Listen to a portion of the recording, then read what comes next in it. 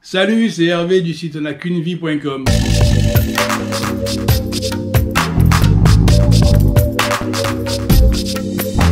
Après Krabi, on a survolé Roaïn, où j'ai complètement oublié de faire des photos, donc j'en dirai pas plus, à part que c'était une ville vraiment très sympa, qu'on a beaucoup aimé.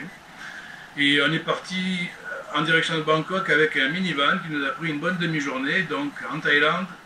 Surtout si on est là pour une courte période, il faut éviter de faire beaucoup de déplacements parce que de toute façon, à chaque endroit, c'est à peu près pareil, dans le sens où il y a la jungle, la mer, les cascades, enfin surtout dans le sud. Hein.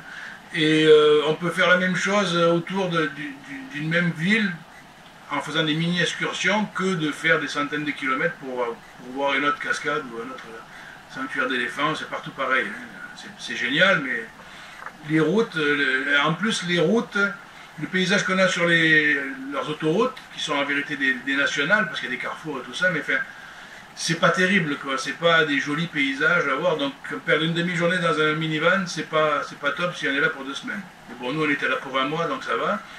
Donc arrivé à Bangkok, là ça n'a rien à voir avec le reste de la Thaïlande, c'est une ville complètement folle, que j'ai beaucoup aimé, mais pour l'instant je serais incapable d'y vivre.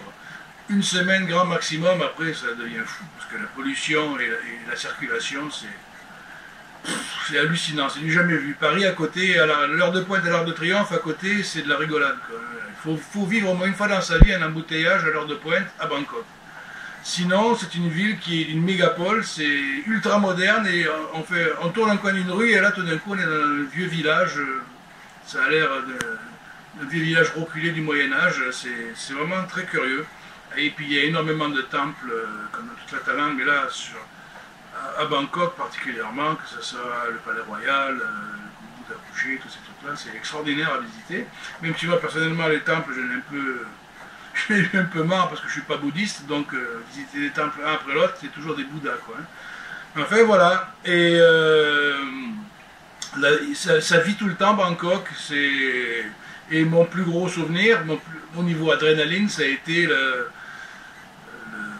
rooftop sur le Mahanakor, où on est assis sur un plancher vitré avec 370 mètres de vide sous les fesses.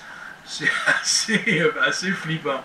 À part ça, il faut y être, mais c'est une ville qui est super. C'est un peu plus cher que le reste de la Thaïlande, évidemment, mais enfin, malgré tout, on peut toujours trouver des hôtels pas trop chers et manger pour pas très cher.